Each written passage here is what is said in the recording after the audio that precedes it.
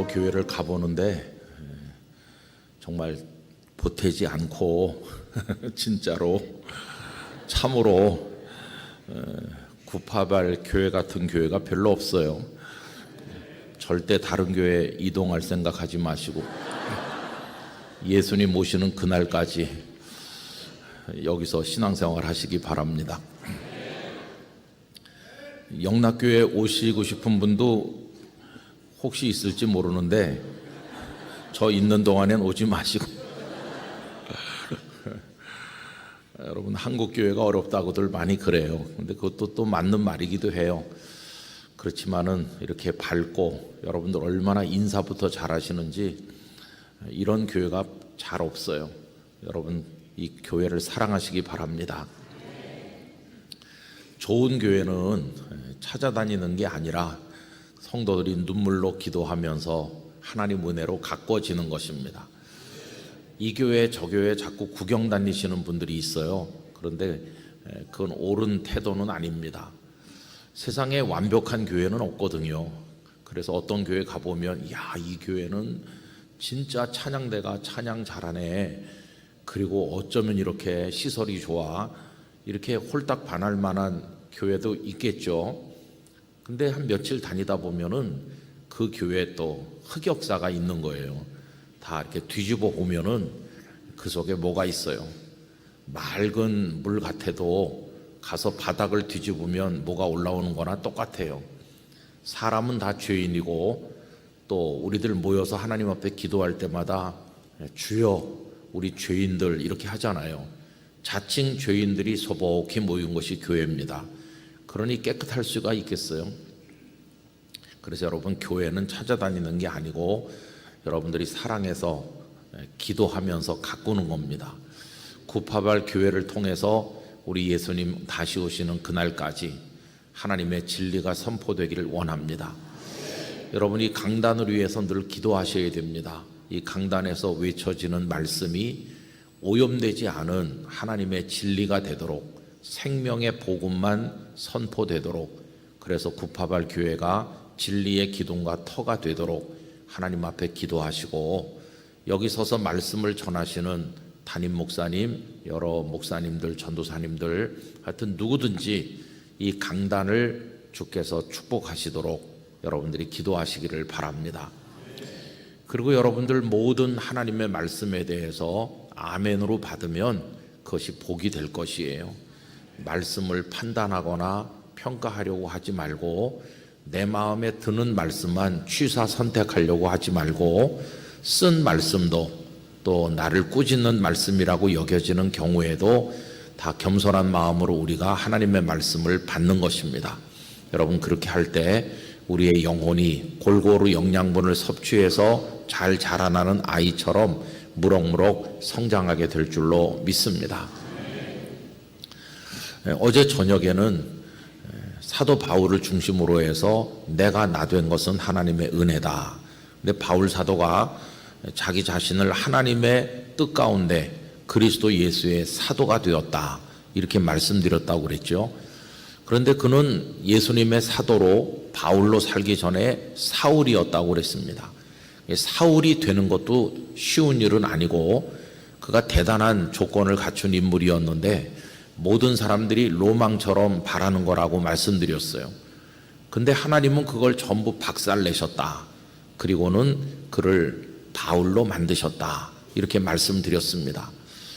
원래 우리들은 버러지 같은, 지렁이 같은 존재라고 하면서 제가 지렁이 시를 하나 읽어드렸잖아요. 그렇죠? 우린 그런 존재입니다. 형편없어요. 그런데 하나님께서는 우리들을 존귀하게 만드셨어요. 그래서 영원 전부터 하나님의 뜻 가운데 우리를 택정하시고 예정하셔서 우리를 부르셨습니다. 그래서 우린 우연히 하나님을 믿게 된 게 아니고 하나님의 대단히 섬세하시고 실수가 없으신 뜻에 따라서 또 기뻐하시는 뜻에 따라서 우리가 하나님의 자녀가 된 것입니다.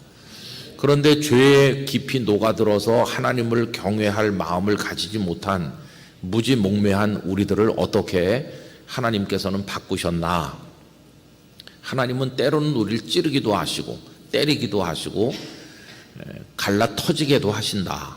그래서 피천득 선생님의 시 한 편을 또 읽어드렸는데, 그래서 갈라 터졌더니 그 위에 덮였던 건 다 없어지고 그 밑에 깨끗한 새 그림이 등장하는 것처럼 우리들을 새롭게 만드셨다. 그래서 우리는 지금 대단히 존귀한 하나님의 자녀다. 세상이 아무리 우리를 비판하고 조롱한다고 할지라도 우리들은 하나님의 귀한 아들과 딸이다. 예수님은 우리를 천하보다 귀하다고 하셨다. 여러분, 이것이 성도의 자기의식이 되어야 되는 것입니다. 여러분, 이것은 거룩한 자의식입니다. 교만하지 게 아니고 우리가 하나님의 소중한 아들, 딸임을 확신하면서 어떤 상황에서도 굴하지 아니하고 여러분들의 거룩한 자존심을 세우면서 하나님 앞에 살아가시기를 바랍니다. 종교개혁자 루터가 어려움을 겪고 좌절을 겪을 때가 많이 있었는데, 그때마다 그는 바깥에 나가서 크게 외쳤다고 그래요. 나는 세례받은 사람이다. 이렇게 외쳤다고 그래요. 세례받았다는 것은 더 이상 죄인이 아니고 더 이상 마귀의 공격을 받아 주저앉을 연약한 사람이 아니고 나는 이제 하나님의 아들이 되었고, 그리고 예수 그리스도의 보혈을 통해서 구원받고 죄 씻음 받고 오늘이라도 하나님의 품에 안길 수 있는 나는 구별된 하나님의 사람이다. 사탄아, 내게서 떠나가라. 그런 용기 있는 선포와 고백이 그 속에 들어있는 거죠. 여러분, 우리는 어떤 상황에 있든지 하나님의 아들과 딸로 승리할 수 있는 것입니다. 두려워하지 말고 강하고 담대한 성도로 존귀하게 살아가시기를 바랍니다. 자, 이렇게 어떤 때는 하나님의 은혜가 우리의 마음을 격려하고 너는 내 것이다, 두려워하지 말아라, 용기가 생겨요. 그렇지, 나는 하나님의 선택받은 하나님의 자녀지, 이렇게 용기 백배할 때도 있는데, 문제는 뭐냐 하면 가끔씩 주저앉는다는 거예요. 어저께까지는 대단한 하나님의 자녀로서의 기쁨이 내 마음속에 있었는데 갑자기 그 다음날 주저앉아요.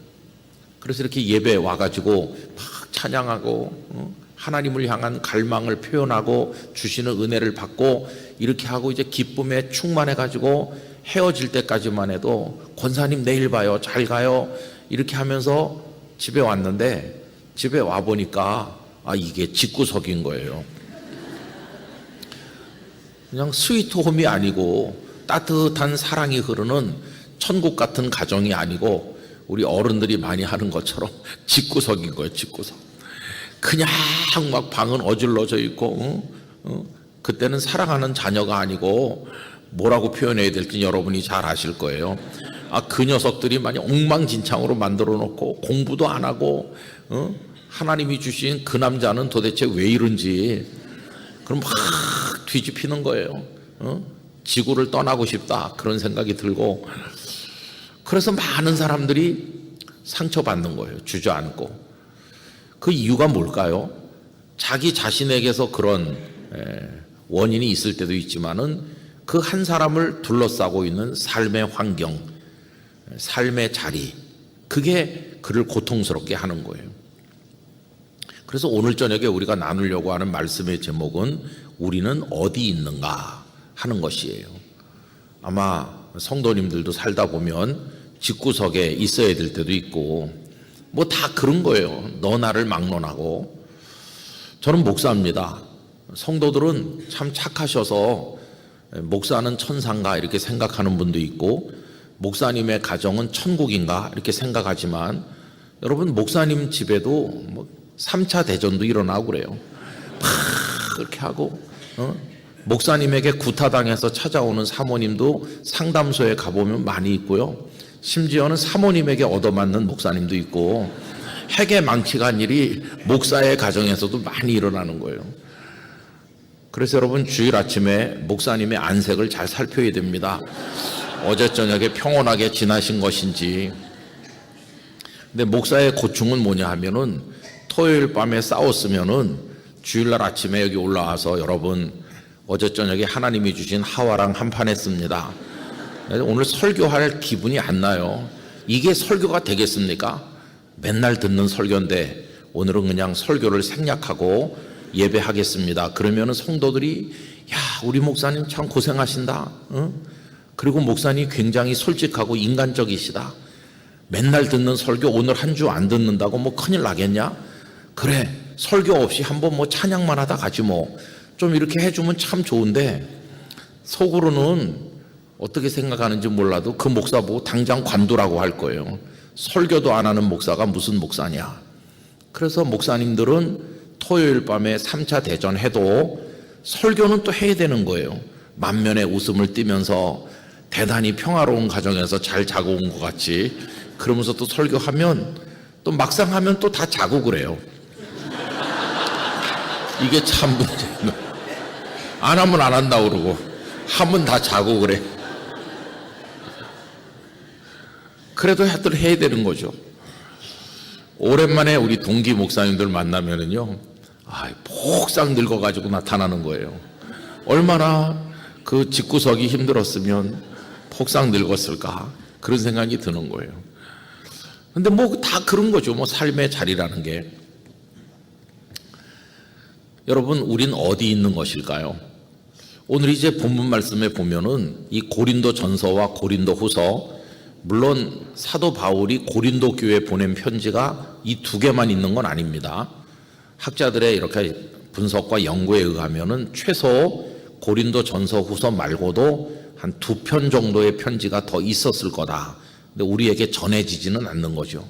근데 고린도 전후서를 면밀하게 읽어보면 한 2편 정도는 더 있었다는 것을 짐작할 수 있어요. 근데 이 편지를 받은 사람들, 고린도 교회 성도들이죠. 고린도 교회 성도들. 그럼 그들은 지금 어디 살고 있습니까? 당연히 고린도에 살고 있죠. 여러분, 오늘 본문을 다시 한번 보시면 하나님의 뜻으로 말미암아 그리스도 예수의 사도된 바울과 형제 디모데는 그 다음부터가 오늘 저녁에 생각하려는 말씀인데, 고린도에 있는 하나님의 교회와 또 온 아가야에 있는 모든 성도, 이렇게 나옵니다.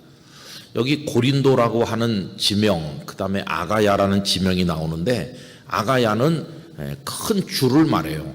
그리고 고린도는 그 안에 들어있는 하나의 도시입니다. 그러니까 우리식으로 말하면 서울시, 이게 아가야에 해당하는 것이고, 고린도 그러면은 뭐 은평구 그런 식으로. 그래서 아가야라는 큰 주에 여러 도시들이 많이 있는데 대표적인 도시가 아테네 그리고 고린도, 이게 아가야 주 안에 있었던 도시들이에요. 근데 이 고린도 전후서를 받아서 읽는 성도들이 아가야 주 안에 고린도에 살고 있는 사람들이죠. 그게 그들의 삶의 상황이에요. 삶의 자리. 그들에게 이 편지를 이제 보내게 된 것이에요. 그럼 여러분, 이 아가야라고 하는 지역과 고린도라는 지역을 알면 조금 그들이 어떤 상황에서 살았는지 이해가 되겠죠. 이 고린도라고 하는 도시는 대단히 놀라운 도시입니다. 우선 첫째로 크다 하는 면에서 놀랍습니다. 고린도의 인구를 대략 한 50만 명 되었던 것으로 추정하거든요. 그럼 지금 기준으로는 50만 명이 아무것도 아니죠. 그런데 그 당시 요 예수님이 사시고 바울이 활동하던 고무렵의 로마 제국, 지중해를 앞마당에 호수같이 품고 있는 로마 제국. 여러분, 로마 제국이 아프리카 북단에 다 영토가 있었고, 그 다음에 또 유럽의 대부분이 다 로마의 영토 아니었습니까? 이스라엘, 오늘날의 이스라엘 땅을 포함해서, 그러니까 그 전체가 로마 제국인데, 그 로마 제국의 인구가 그 당시 얼마나 됐을까? 한 5천만 정도로 보고 있어요. 지금 우리나라 대한민국의 인구가 그 정도 되죠. 딱 그 정도 인구가 로마 제국의 인구였다고 그래요. 그럼 여러분, 고린도의 인구가 50만이라고 한다면은 5천만 중에 50만이면은 1%입니다. 1%. 굉장한 거죠. 그럼 지금 지구촌에 80억이 살고 있으니까 80억의 1%면 몇 명입니까? 8천만 명이잖아요. 만약에 지금 8천만 명이 사는 도시가 있다고 그러면 입이 떡 벌어질 거 아니겠어요? 지금 대한민국이 5천만 밖에 안 되는데 도시 하나가 8천만이 사는 도시가 있다. 뭐 물론 중국의 상해라든지 중경 이런 데는 뭐 한 3천만씩 된다고 그래요. 넓게 잡아가지고. 그렇지만 8천만이 한 도시를 구성하는 데는 없잖아요. 뭐 웬만한 나라보다 훨씬 큰 거죠, 비율로 따지면. 그러니까 고린도라고 하는 도시가 그 당시에는 그렇게 큰 메트로폴리탄 거대 도시였어요. 우선 크다는 게 압도하잖아요. 그 다음에 두 번째로 고린도의 특징은 뭐냐 하면 아주 타락했다는 거예요. 그래서 목사님들 설교를 통해서 많이 들었겠지만 아프로디테 여신전이 그 고린도에서 제일 높은 산꼭대기에 쫙 있는데 얼마나 음란한 신전인지 말할 수가 없어요. 거기 소위 성창이라고 그래가지고 거룩한 매춘부가 1000명 정도 있었다. 다 여성들이죠.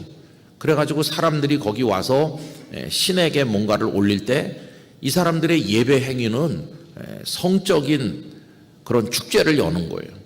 거기 종사하는 여인들을 사제처럼 생각했어요. 그냥 우리처럼 그렇게 천박하게 생각한 게 아니고 그래서 그들을 거룩한 매춘부라고 그랬어요. 그 정도로 타락했어요. 그래서 그 당시에 고린도 출신이래 그러면은 일단 색안경을 끼고 보는 거예요. 아유, 형편없는 동네 출신이구나. 물란하기 짝이 없는. 그럴 정도로 고린도는 타락한 곳이에요. 그런데 고린도 교회 성도들만 고린도에 살고 있었던 것은 아니죠. 여기 지금 하나님의 사람 바울도 고린도에 있지 않았습니까?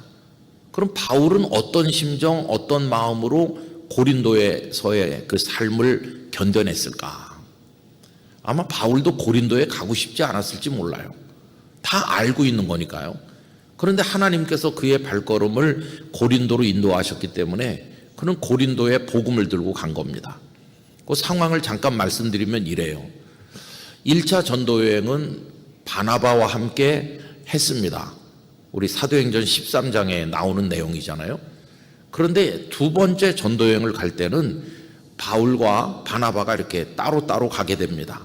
그래서 바나바는 마가 요한을 데리고 가고 바울은 새로운 파트너로 실라라는 분과 함께 출발하죠. 그래서 중간에 루스드라에 들립니다. 그 루스드라에서 누굴 만나서 데리고 가느냐 하면 디모데, 믿음의 아들이라고 늘 불렀던 디모데를 거기서 데리고 출발합니다. 그래서 바울, 실라에다가 이제 디모데가 합류한 거죠. 이래서 셋이 같이 다니면서 이제 빌립보에도 가고 그 다음에 간 곳이 데살로니가죠.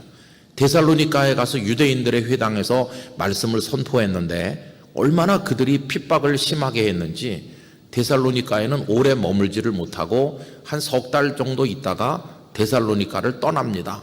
그래가지고 도착한 곳이 베레아라는 곳이죠. 근데 베레아의 시민들은 상당히 합리적이고 신사적이어서 하나님의 말씀이 정말 그런가 하면서 열심히 말씀을 상고했다. 이렇게 나오잖아요. 그런데 데살로니가 사람들이 베레아까지 내려와가지고 계속해서 못 살게 구니까 이제 거기서 일행과 바울이 헤어져요. 왜 헤어졌는지는 성경에 나와 있지 않아서 모르는데 실라와 디모데는 그대로 남아있고 그때부터 바울만 혼자 이동하기 시작하는데 그 베레아를 떠난 바울이 간 곳이 아테네입니다. 아테네에 가서 많은 철학자들과 같이 변론도 하고 또 복음도 전하긴 전했어요. 근데 이제 아테네 전도는 그다지 성공적이지 못했던 것으로 평가하기도 합니다. 왜 그러냐 하면 빌립보에는 빌립보 교회가 세워졌고 데살로니가에는 데살로니가 교회가 세워졌고 그렇잖아요. 그런데 아덴에는 사도 바울이 지나갔음에도 아덴 교회가 세워졌다는 말이 없어요. 그리고 그 아테네에서의 선교를 가만히 이렇게 사도행전에서 읽어보면은 다른 곳에서는 예수님의 십자가 그리고 부활 이걸 집중적으로 선포했습니다. 그런데 아덴에 오니까 온갖 우상의 신전들이 가득하고 심지어는 알지 못하는 신에게 제물을 바치는 그런 신전도 발견하게 됐는데 그러면서 거기 철학자들과 변론할 때 십자가와 부활을 얘기한 게 아니라 철학적 주제를 가지고 변론했어요. 그래서 그런지 아덴에는 그렇게 큰 성과가 있었던 것 같진 않아요. 그래서 학자들은 이렇게 설명해요. 아덴에서 바울은 굉장히 우울했다. 동역자들과도 떨어져서 혼자 이동하는 데다가 예수님의 십자가와 부활을 강력하게 선포했어야 되는데 그 주제가 아닌 어떤 자연신학적인 주제를 가지고 철학자들과 논쟁을 하다 보니까 복음을 선포하는데 좀 취약했다. 그래서 호감을 보이고 믿는다는 사람들이 소수 있긴 했지만 교회가 세워지지는 못하지 않았나 이렇게 추정하기도 해요. 그래서 상당히 무거운 발걸음으로 그가 두 번째 간 곳이 어디냐 하면은 고린도입니다. 그 거대하고 타락한 도시 한복판에 홀로 서 있는 바울을 생각해 보세요. 반겨주는 사람도 없고 아무 끈도 없는 거기 혼자 50만 앞에 서 있다고 생각해 보세요. 더군다나 아덴에서의 그런 일로 인해서 마음도 우울한 거죠. 그래서 여러분 고린도 전서 2장에 가서 보시면요, 사도 바울이 이런 얘기합니다.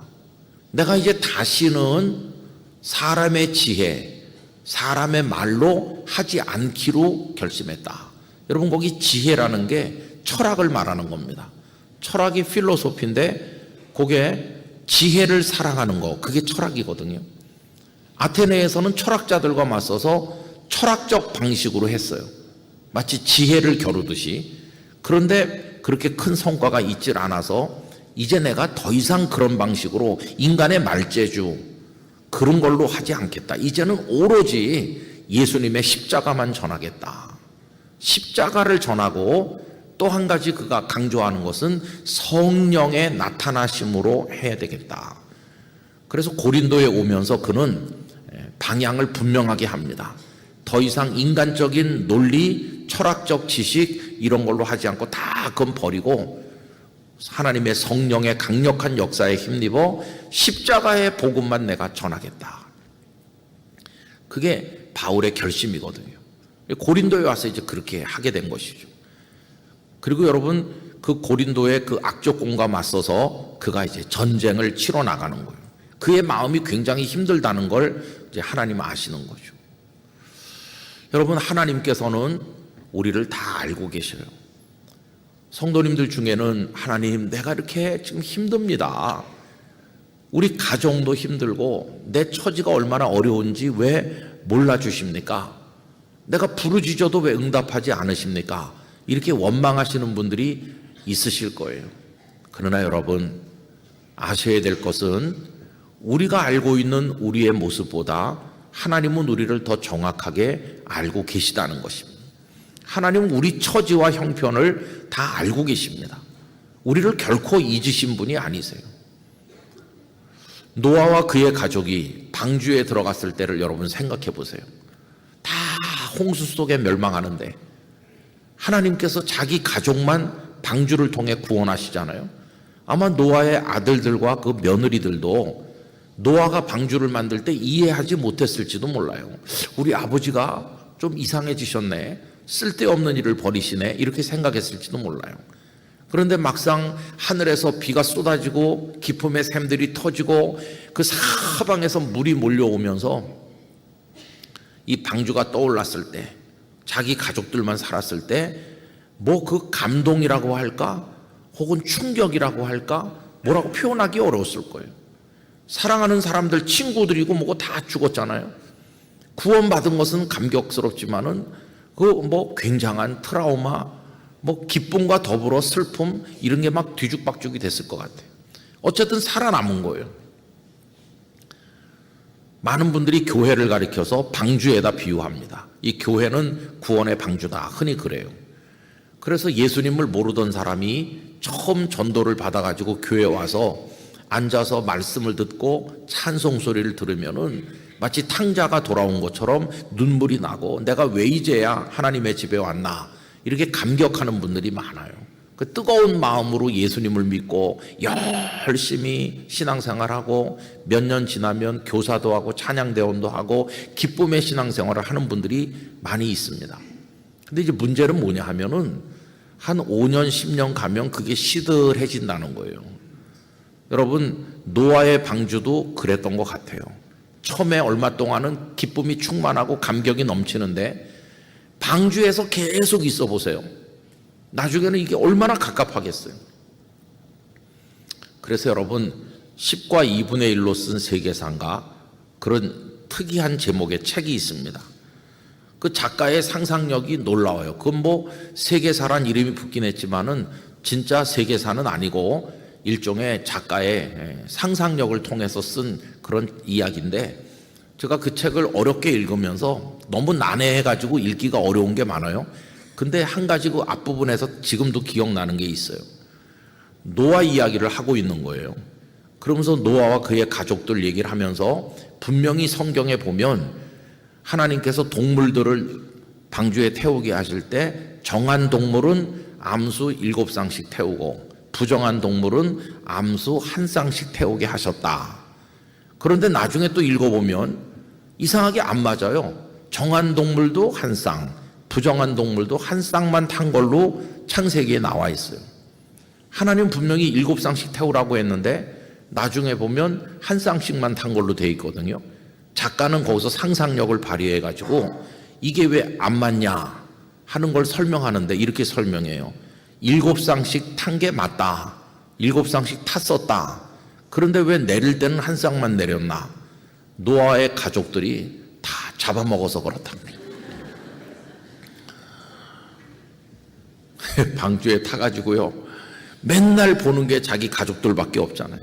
친구도 없고 아무도 없고 방주에서 할 일도 하나도 없고 신선한 야채도 없고 먹거리를 많이 실었겠지만은 맨날 똑같은 거 먹고 그 다음에 환기도 안 되고 짐승들의 오물이 썩어가지고 그냥 악취가 풍기고 그 안에서 계속 있어 보세요. 또 이 방주가 가만히 있는 게 아니라 계속 물 위에서 흔들리면서 요동하지 언제 바깥에 나가게 될는지 기약도 없지 하나님께서 며칠만 있으면 내보내준다 이런 걸 알려준 것도 아니고 그래서 막 가슴이 터질 것 같이 답답하면 아들들이 와가지고 아버지 한 마리 잡을까요?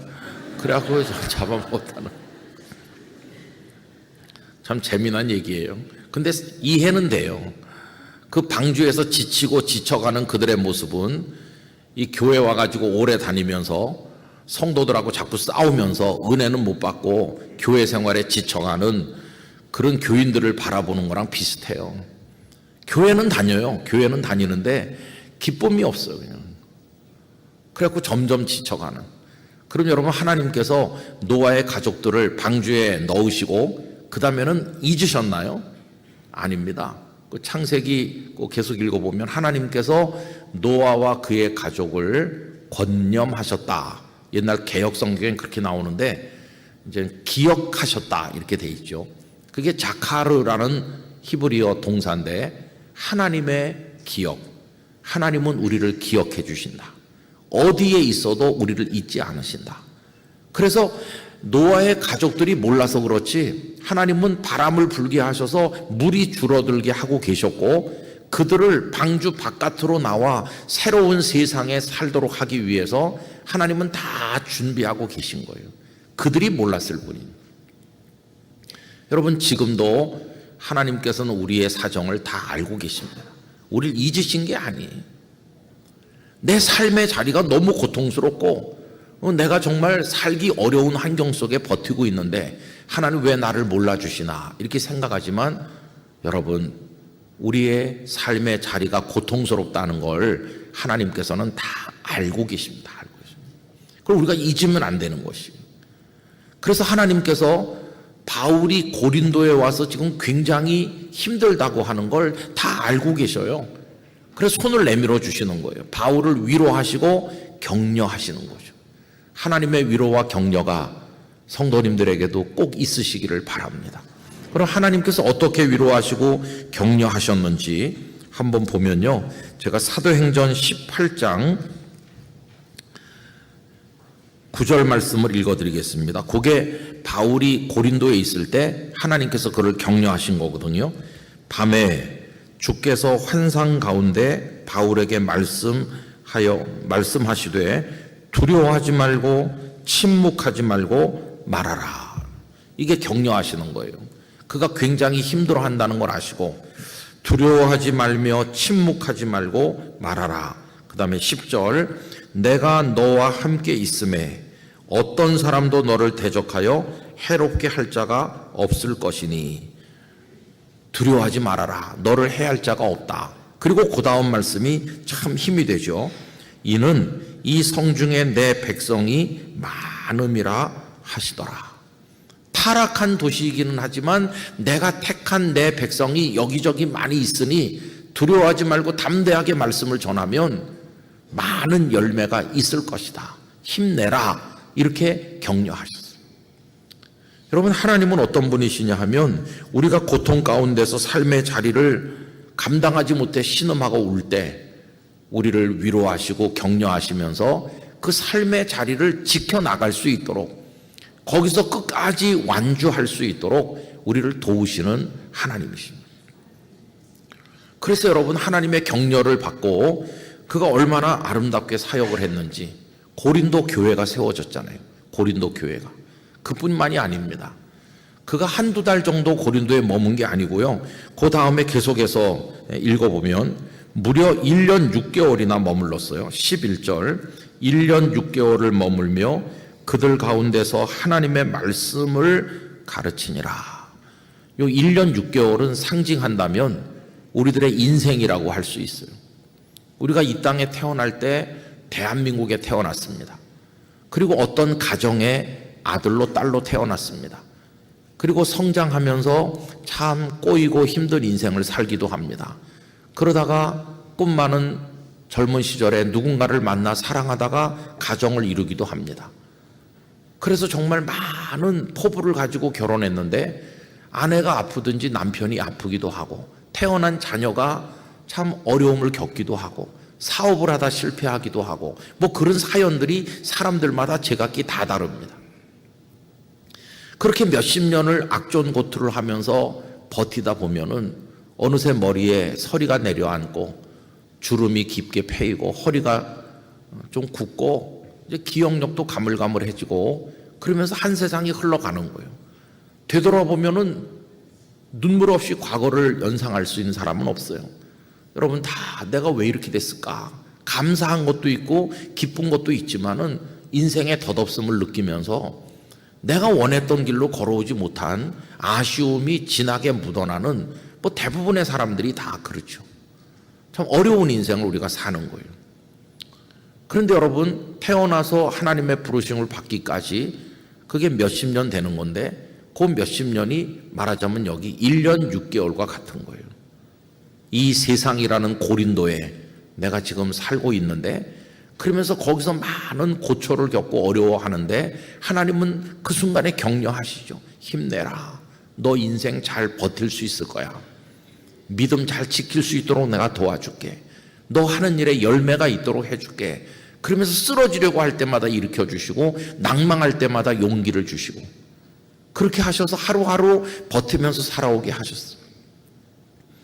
저는 우리 구파발교회 성도님들이 여러분의 1년 6개월을 잘 견뎌내시기를 축복합니다. 잘 견디는 거예요. 하나님께서 고린도를 이제 떠나도 좋아 라고 하실 때까지 하나님께서 우리를 심어주신 우리의 고린도에서 사명을 감당해야 되는 거죠. 관건은 뭐냐 하면은 내가 고린도에 있을 때 나만 있는 게 아니라는 거예요. 방금 전에 읽은 사도행전의 말씀에서 하나님께서 두려워하지 말라고 하시면서 내가 너와 함께 있다 이렇게 말씀하시잖아요. 여러분, 여기 중요한 게 있습니다. 하나님, 저 지금 고린도에서 어려워요 그러면은 그러냐? 그럼 고린도 말고 내가 다른 데로 옮겨줄게. 우린 그렇게 해주시길 원해요. 고린도 말고 다른 데로 옮겨주시길 원해요. 그런데 하나님은 그런 방법을 사용하지 않으시고 계속 고린도에 있게 하시면서 견딜 힘을 주시는 거예요. 같이 해주심으로써 고린도를 끝까지 사수할 수 있도록 해주시는 거예요. 그게 하나님의 방법이라는 걸 우리가 알게 돼요.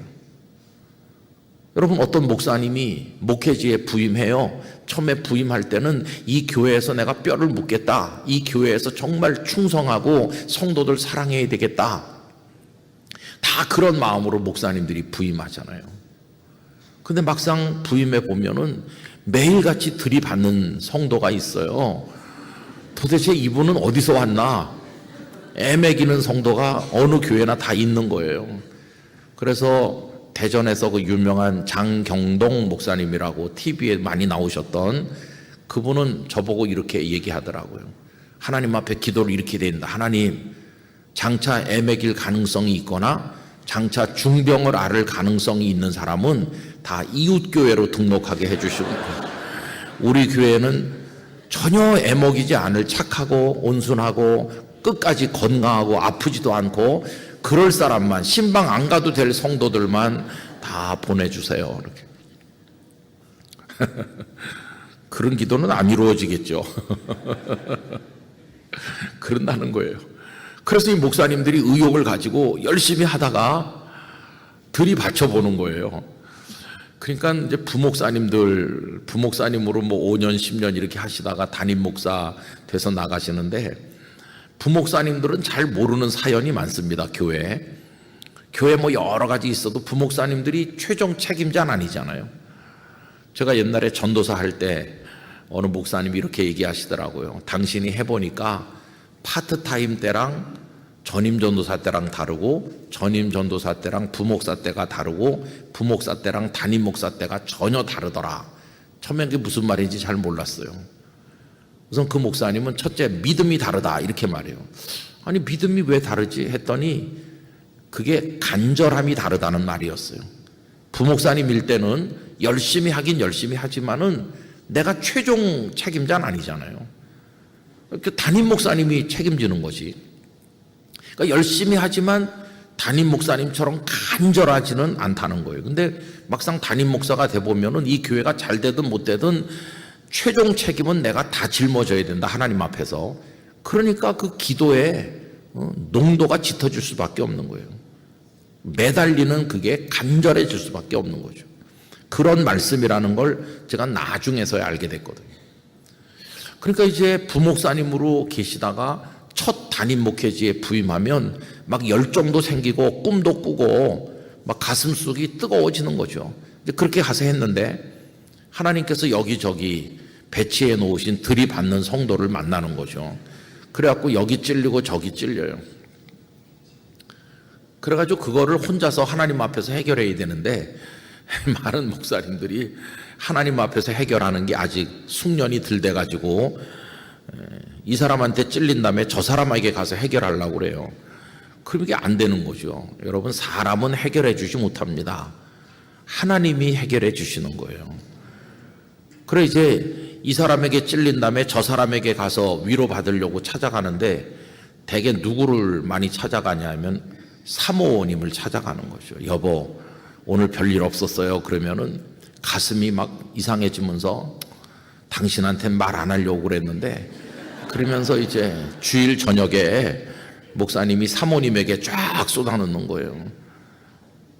여러분, 그거 이제 물론 사모님이 기도도 해주고 격려도 대주니까 그렇게 할 수 있겠죠, 그죠?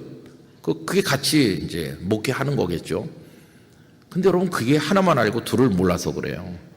왜 그러냐 하면은 사모님이 그런 걸 다 알잖아요. 홍길동 씨가 우리 남편을 들이받았대더라. 이걸 알고 나면은 이 사모님이 교회 생활할 때 홍길동 성도를 만날 거 아니에요. 그럼 사모님이 순수한 마음으로 그분을 대할 수가 없어요. 우리 남편을 이렇게 생각하면서 선입견이 생기고, 그 다음에 또 그게 목사님이 잘못했을 경우도 있잖아요. 남편이 잘못해가지고 들이받치는 게 당연했을 경우도 있을 텐데, 그런데도 이 사모님은 그 홍길동 성도를 안 좋은 눈으로 보게 되잖아요. 그리고 결국 사모님도 신앙생활에 큰 타격을 받고 상처를 받는 거예요. 그래서 저는 제 아내가 무슨 일이 있었어요? 그렇게 물어보면 아무 일 없어 이렇게 말합니다. 한 여성이라도 보호하자 이렇게 해가지고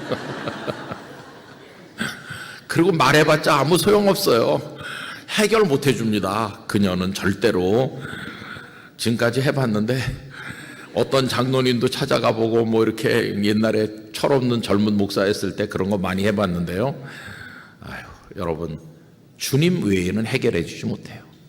여러분의 무거운 인생의 짐 하나님 외에는 해결해 주지 못해요. 그거 아셔야 됩니다. 하나님만이 우리의 해결자이세요. 이 사람 붙들고 저 사람 붙들고 할 필요 없이 하나님의 보좌 앞에 나가서 엎드려 있어야 되는 거예요.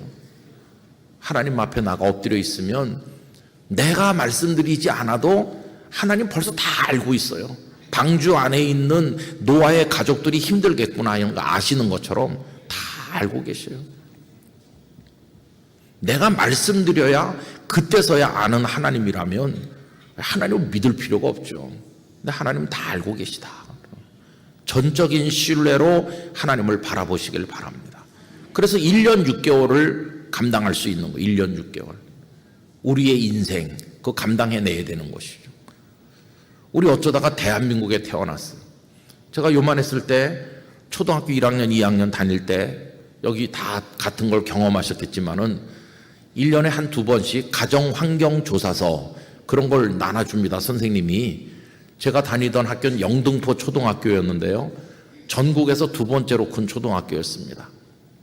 얼마나 크냐 하면 한 학년에 17반, 어떤 학교는 18반까지 있었는데 교실이 없어가지고 3부제 수업도 했습니다. 3부제 수업. 애들이 얼마나 많은지 몰라요. 그리고 한 반에 80명 내지 90명 있었습니다. 그래가지고 전교생이 9천 몇백 명 되는, 그러니까 웬만한 대학교보다 학생이 많은 초등학교, 위대한 초등학교 제가 다녔습니다. 근데 선생님이 가정환경조사서라는 걸 주는 거예요. 그럼 이제 거기다 동그라미 치라고 그래요. 선생님이 처음부터 읽어줍니다. 집에 있는 거 표시하는 게 있어요. 집에. 우리 집에 있는 거 동그라미 하세요. 그래 보면은 라디오 있다. 라디오에 동그라미 치. 선풍기 있는 집은 거의 준재벌 수준이고, 그 다음에 이제 냉장고 있는 집, 한 반에 냉장고 있는 애가 거의 없어요. 그때만 해도. 냉장고가 뭐야? 물을 차갑게 만드는 기계래. 야, 그런 것도 있나? 그 다음에 이제 제일 결정적인 게 이제 전화기 집에 있는 사람. 거의 전화기 있는 사람 없어요. TV는 한 반에 몇 명 있었어요. 근데 저희 집엔 TV 없었습니다.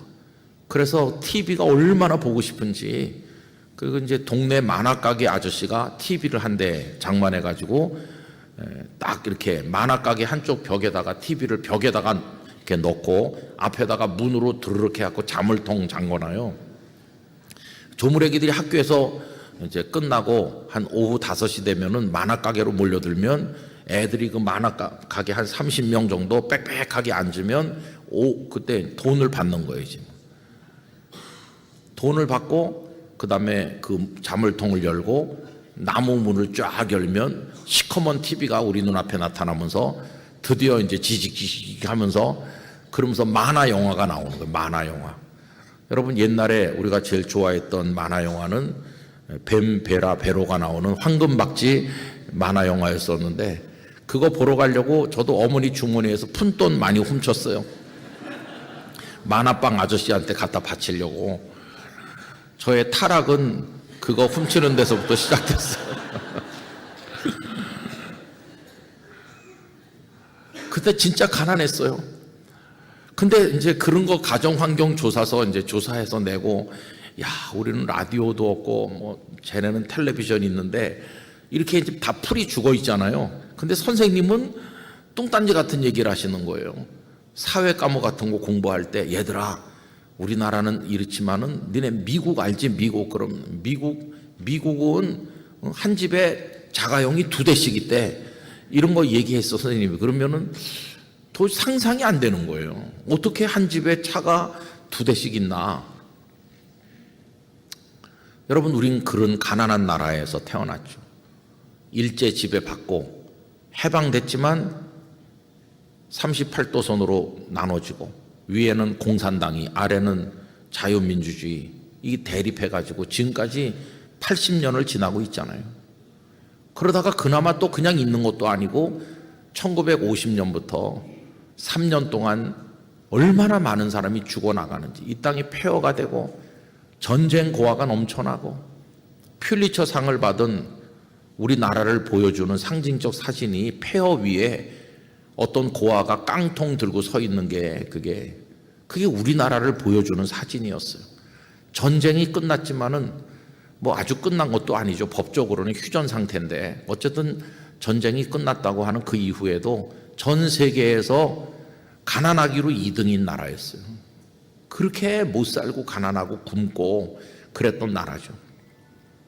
그때 이제 초등학교 다니니까 이제 그런 가정환경 조사서, 미국은 한 집에 차가 2대라는데 그게 믿어지지 않는 거죠. 천국인가 보다 미국은. 그렇게 생각했죠. 그때 여러분 미국을 동경하는 소설이 많이 나왔어요. 소설 제목이 오 아메리카 그런 것도 있었어요. 미국을 동경해가지고 어떻게 하면 미국에 가서 살 수 있을까? 미군을 어떻게 해서 결혼해가지고 가든지 뭐 하여튼 미국에만 가면 거의 천국 가는 것처럼 상상하고 많은 사람들이 미국으로 이민 가고 싶어서 그랬던 때가 있었잖아요. 그럼 그때 생각하는 거예요. 왜 나는 한국에 태어났을까? 대한민국이 우리의 고린도죠. 그죠? 대한민국. 거기다 또 우리를 공포에 질리게 만들었던 것은 이승복 이야기였어요. 이승복. 북한이 공비가 내려와 가지고 이승복을 죽였는데 이승복이 나는 공산당이 싫어요 그러면서 무참하게 죽었다. 그리고 저는 꿈도 많이 꿨습니다. 어렸을 때 그 얘기 듣고 공비가 우리 집에 오는 꿈도 꾸고 공비가 내 앞에 와서 칼 들이대면서 그러면 공산당이 싫어요라고 말할 수 있을까? 꿈속에서 그런 것도 꾸고 그랬어요. 왜 나는 여기 대한민국에 전쟁했던 나라, 공산당이 있는 나라에 태어났을까? 나도 왜 미국에서 태어나지 않았을까? 어렸을 때 그런 꿈을 꿀 정도로 스트레스도 받는 거죠. 많은 사람들이 떠났잖아요. 이 한국이라고 하는 고린도가 싫어서. 근데 지금은 정말 역이민이 될 정도로 정말 대한민국이 놀라운 나라가 됐어요. 계엄 이후에 대통령이 탄핵당하고 우리나라가 참 어려운 환경인데도 명동에 가보시면요 얼마나 많은 외국인들이 관광을 오는지 모르겠어요. 호텔이 막 방이 없어가지고 그럴 정도로.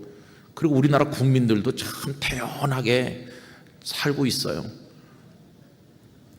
알다가도 모를 희한한 나라가 됐어요.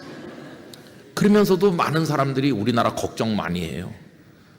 선거가 이제 내일 모레로 다가왔고 걱정 많이 하죠.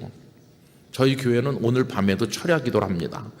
저도 이제 끝나고 가면 다 같이 오셨는데 내일 새벽 5시 반까지 철야를 하고 또 새벽 기도도 하고 나라를 위해서 기도하는 거죠. 하나님께 맡기는.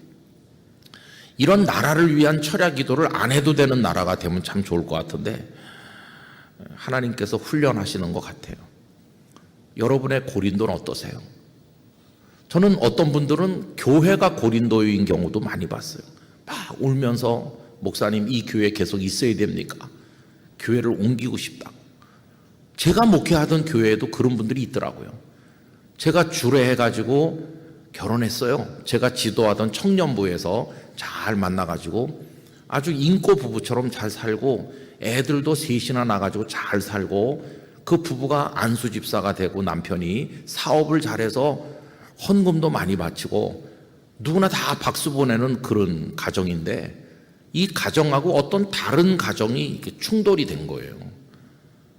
그래가지고 제가 이제 달래고 그래도 잘 이해해라. 그리고 여기서 신앙생활 잘하자. 나도 있는데 왜 네가 못 있겠니? 그러면서 서로 위로하고 같이 밥 먹고 이렇게 했어요. 그렇게 한 1년 정도는 다독거리면서 이렇게 붙들어 놨어요.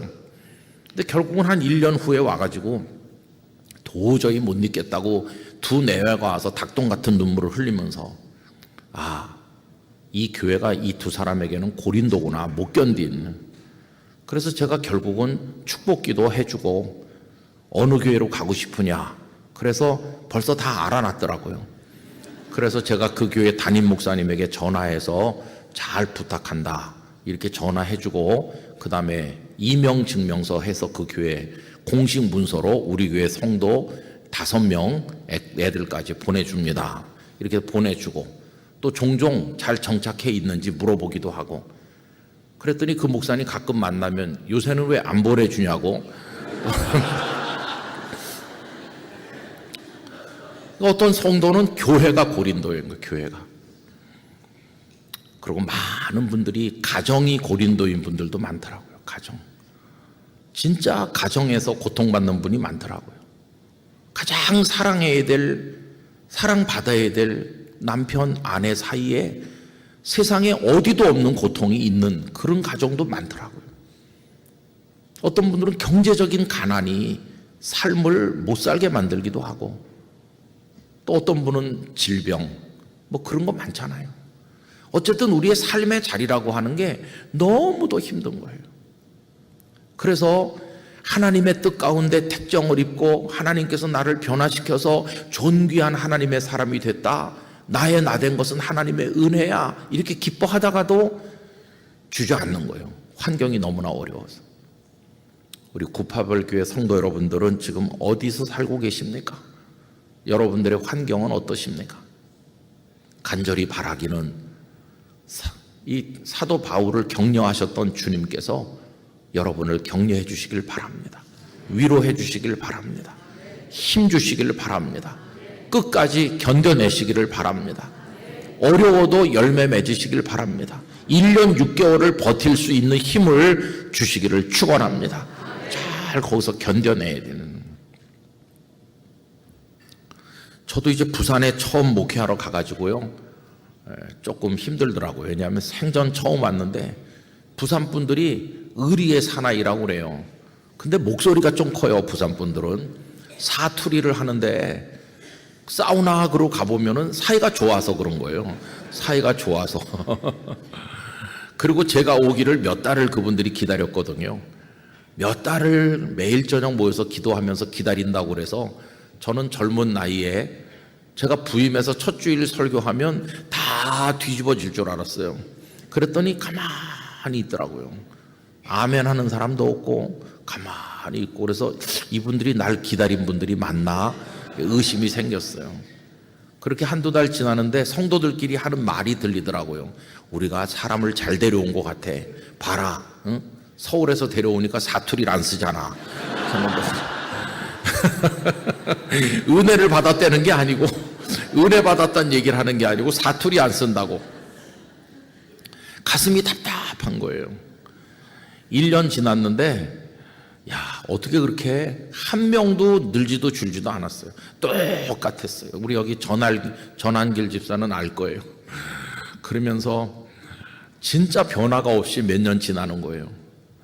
그렇게 갑갑한 마음을 가지고 그 영도에서 창문 열면 바다가 보이는, 대단히 낭만적이겠다 하지만은 그 푸른 물이 낭만이 아니에요. 그 갑갑한 마음으로 있는데 바닷가 나가면 한 100m 간격으로 용왕님 찾는 분들이 있으시고 그런 섬이거든요. 근데 전화가 오는 거예요. 친구 목사님도 담임 목회를 일찍 나갔는데, 그래서 전화해가지고 요새 힘들다고 그래요. 못 살겠다고. 그래서 저는 교회 무슨 시험이 들었나 보다, 어려운 문제가 생겼나 보다. 그래서 무슨 문제인데 이렇게 물어보니까 그다음에 전화를 제가 금방 끊었어요. 왜냐하면 그 친구 말이 새신자가 너무 많이 와서 못 살겠어. 그래서 전화 받고 싶은 생각이 싹 사라지면서 나도 못 살겠으니까 나중에 하자. 그리고 하나님 원망했습니다. 하나님, 이건 하늘나라 인사처에서 발령을 잘못 낸 겁니다. 거기가 내가 가야 될 자리고 여기가 걔가 와야 될 자리지. 아니, 공부도 내가 더 잘했고 등치도 내가 더 좋고 뭘로 봐도 내가 더, 근데 왜 나는 여기 섬에다 보내시고 그 친구는 사람이 너무 와서 못 살겠다고 그러는데 그런 데로 보내셨어요. 그러면 원망도 하고. 그렇게 이제 힘든 시간을 처음에 보냈어요. 또 애도 아프잖아요. 어제 저녁에 말씀드린 것처럼 애는 또 아파가지고 병원을 얼마나 많이 가는지, 의료보험이 그때는 180일까지만 됐는데 그게 날짜가 넘쳐가지고 그럴 정도로 병원에서 살다시피 하고 그렇게 어려웠어요. 그래 하루는 새벽에 나가서 하나님 원망했습니다. 왜 나를 이런 데 보내셔서 이런 고초를 겪게 하시냐, 이렇게 하고 아무 응답도 없는 것 같아요. 그런 기도를 계속 하고 있는데 하나님은 어리석은 목사를 내려다보고 계신 거죠. 당신의 계획이 있고 주시려고 하는 축복과 은혜가 있는데 그걸 못 견뎌가지고 투정하는 어리석은 저를 내려다보시는 거예요. 어느 날 새벽에 하나님의 응답이 왔어요. 저는 목회하면서 몇 차례 고비가 있을 때 하나님의 응답이 언제나 말씀을 통해 왔어요. 말씀. 여러분, 그때는요 0.1초 만에 깨닫습니다. 하나님의 말씀이 팍. 그때 갑자기 제 마음속에 떠오른 말씀이 출애굽기 3장 5절이에요. 모세가 미디안 광야에 있을 때 장인의 양떼를 먹이던 어느 날 떨기나무에 불이 붙었는데 사그라들지 않는 걸 보고 이상히 여겨서 가까이 갈 때 거기 임하신 하나님의 음성이 들렸잖아요. 네가 선 곳은 거룩한 땅이니 네 발에서 신을 벗으라. 근데 그날 새벽에 제 마음을 찌른 것은 네가 선 곳은 거룩한 땅이다, 그 말씀이었어요. 내가 지금 어디 서 있습니까? 부산 영도에 있다. 근데 부산 영도가 거룩한 땅이라고 하시는 거예요. 여기는 사람이 못 살 곳, 목회를 못할 곳인 줄 알았는데 정반대로 거룩한 땅이다. 여러분, 그 호렙산 기슭이 뭐가 거룩한 땅입니까? 척박한 광야잖아요. 근데 어떻게 거룩한 땅이 될 수 있나요? 그것은 거룩 그 자체이신 하나님이 거기 계시기 때문이에요. 하나님이 계시면 어디나 거룩합니다. 내가 선 곳이 거룩한 땅이라는 말은 하나님이 거기 계시다는 뜻이에요. 내가 여기 있지 않냐? 너 혼자가 아니다. 내가 여기 있는데, 그 말씀이거든요. 근데 그날 새벽에 그냥 금방 빼달아졌어요. 여기 나 혼자 있는 게 아니다. 하나님이 부산 영도에 나와 같이 계시다. 하나님이 같이 계시는데 뭐가 두렵냐? 이 생각이 0.1초 만에 제 마음속에 쫙 정리되더라고요. 순간적으로. 그리고 그날 이후로 저는 왜 부산 영도로 보내셨는지에 대한 원망을 일절하지 않았어요. 하나님만 여기 같이 계시다면 나는 여기서 얼마든지 견뎌낼 수 있을 줄 믿습니다. 그리고 하나님께서 다 때가 될 때마다 필요한 은혜도 주시고 사람도 보내주시고 예배당도 짓게 하시고 어려웠지만 그 고비를 통해 성장하게 하시고 아슬아슬한 위기도 많았는데 하나님은 교회 안에 침투한 이단도 곤란해서 내보낼 수 있도록 하시고, 여러분, 이단이 들어와 가지고요 어떤 청년 하나를 죽게 했거든요. 안수기도 한답시고. 그런데 그때도 하나님이 제게 분별력을 주셔서 그 여인이 바친 헌금을 전부 되돌려주게 하셨고 출교하게 하셔서 우리 교회와는 무관하게 만든 그 다음에 그런 사건이 일어나서 그게 텔레비전 뉴스에 다 나왔습니다. 그 아이가 청년, 20몇 살 된 청년이 죽었는데 아랫목에 파묻고 부활한다고 그러면서 장례도 안 하고 그런 끔찍한 일이 있었는데 우리 교회와는 무관한 일이 됐어요. 만약에 그거 못했으면 교회 안에서 벌어지는 일이 돼가지고 교회 문 닫았어야 될 거예요. 근데 하나님은 참 놀랍게 철없고 어린 목사를 분별하게 하셔서 교회를 지키게 하시더라고요. 아, 교회를 사랑하시는구나. 우리 마음이 그 일로 인해 다 우울해가지고 교회 안에 기쁨이 하나도 없던 그때 교회가 착 가라앉아 있고 또 거기 드나든 성도들을 다 치리해서 장로님, 사모님, 권사님을 치리하고 뭐 그런 일들이 있었어요. 막 소용돌이가 토네이도 지나간 것처럼 이제 그렇게 됐는데, 그래서 교회가 이렇게 아주 어려울 때 하나님께서는 또 교회당을 지을 땅을 또 구하게 하시더라고요. 교회 부지를 샀습니다. 그러니까 기쁨이 다시 확 회복이 됐어요. 하나님은 어떻게 예리하게 우리를 인도하시는지 그래서 알게 됐어요. 여러분, 두려워하지 마시기 바랍니다. 하나님은 바울을 고린도에서 격려하셔서 승리케 하신 것처럼 우리를 격려하고 계시다는 것입니다. 하나님의 종들은요, 좋은 환경에 살아서 위대하게 되는 게 아닙니다. 다 최악의 상황에서 위대하게 됐는데 어떻게 됐나? 최악의 상황을 이겨낼 힘을 얻음으로써 위대하게 됐어요. 환경을 바꾸는 게 아니라 환경을 견뎌내게 하신 것이에요. 우리 성경을 한 군데만 다 같이 찾아서 읽어봤으면 좋겠는데요. 여러분, 예레미야 애가를 펴보시면 좋겠어요. 구약 성경 예레미야 애가 1146면쯤 있습니다. 예레미야 애가 중에서 3장 1146면쯤 있고요. 19절부터 예레미야가 3장 19절부터 펴셨죠? 제가 천천히 읽어보겠습니다. 얼마나 고통 가운데 있는지를 느껴보시기 바랍니다. 이게 예레미야의 눈물의 기도죠. 내 고초와 재난 곧 쑥과 담즙을 기억하소서. 내 마음이 그것을 기억하고 내가 낙심이 됩니다. 여러분, 예레미야가 누굽니까? 하나님의 종 예언자잖아요. 그는 언제 활동했나요? 남왕국 유다가 느부갓네살의 바벨론 군대에게 처참하게 멸망당하던 그때 예언자였어요.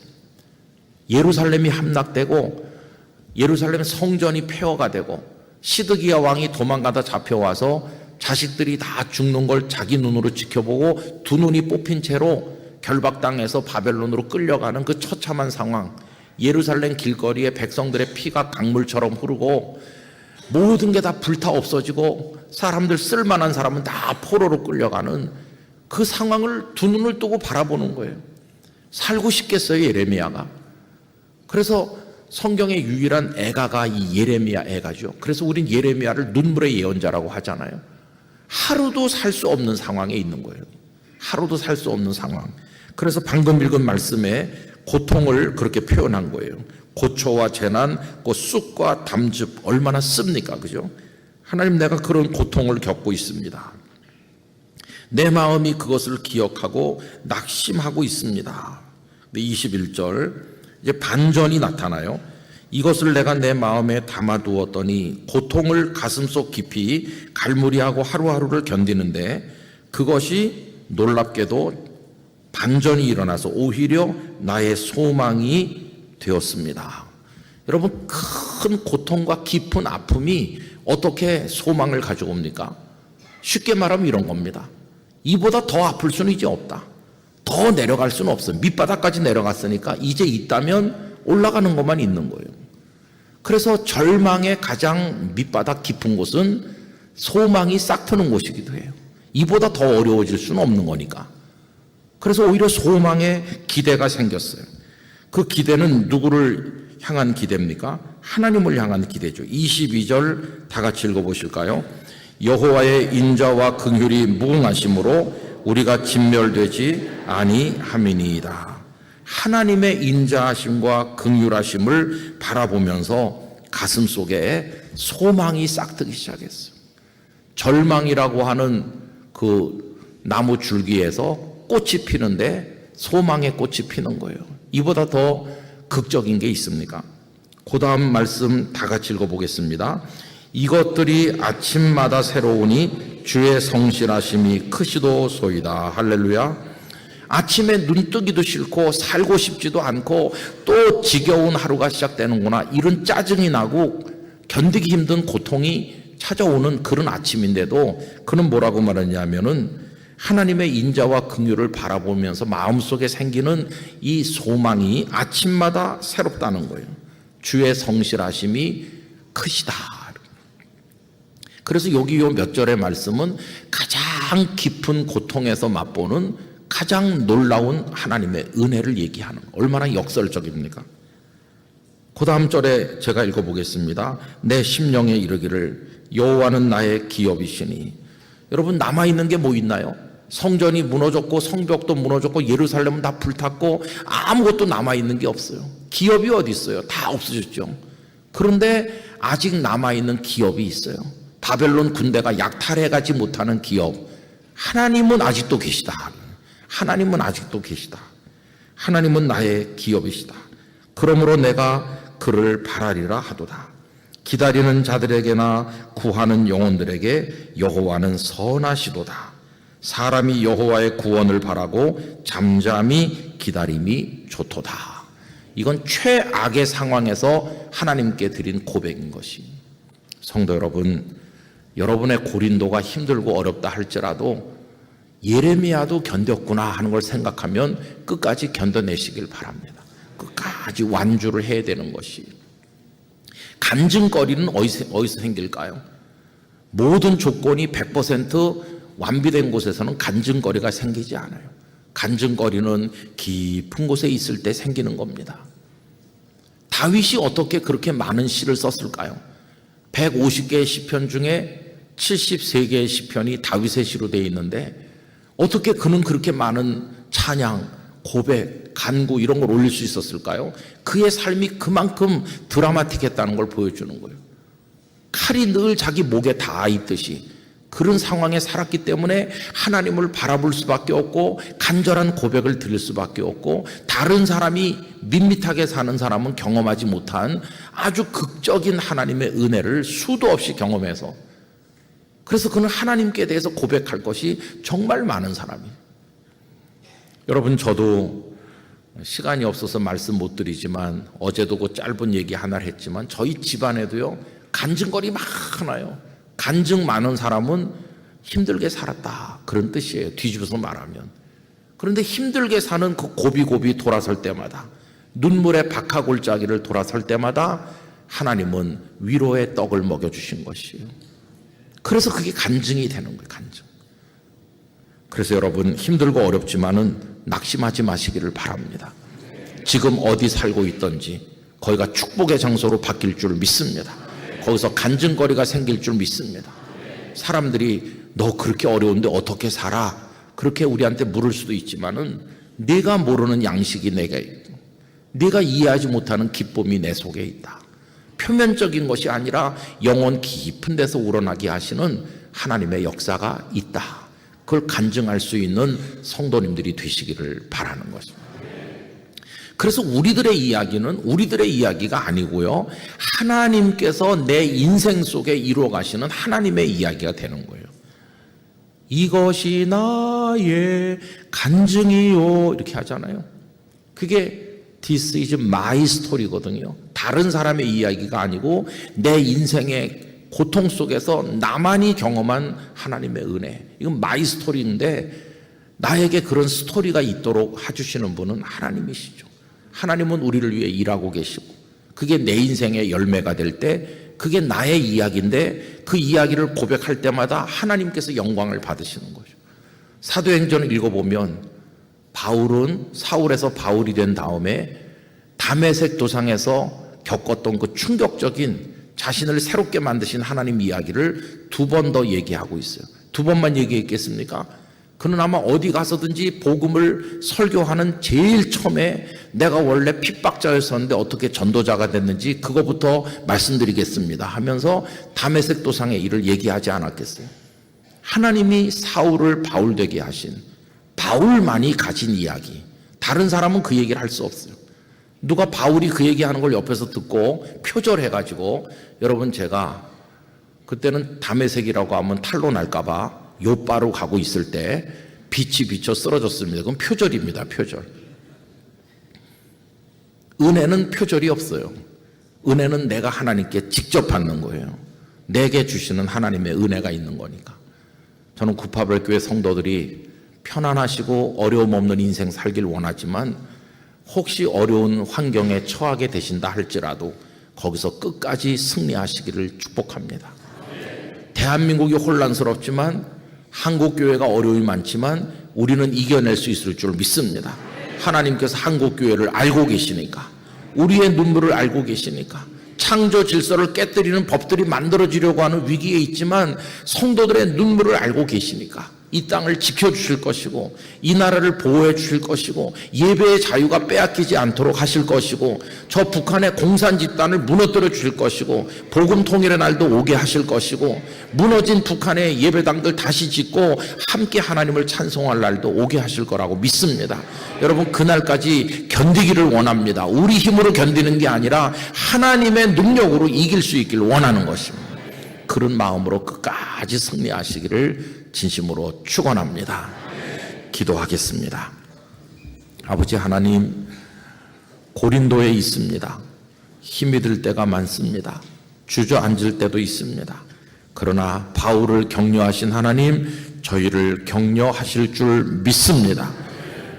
놀라지 말게 하시고 포기하지 말게 하시고 우리와 함께 계신 주님으로 인하여 하나님의 극적인 은혜를 경험하는 기쁨을 맛보게 하시고 온 세상에 하나님의 살아계신 역사를 증언하는 하나님의 백성 되게 하여 주옵소서. 예수님의 이름으로 기도하옵나이다. 아멘.